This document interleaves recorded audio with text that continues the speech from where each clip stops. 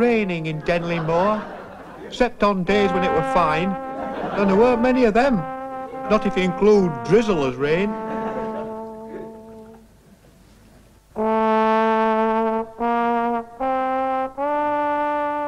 And even if it weren't drizzling, it were overcast, and there were a lot of moisture in the air.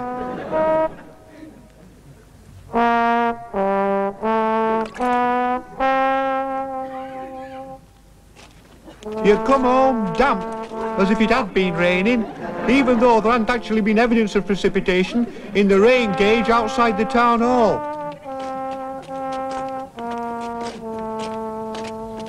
And the humidity level on the weather chart was constant for the entire period, despite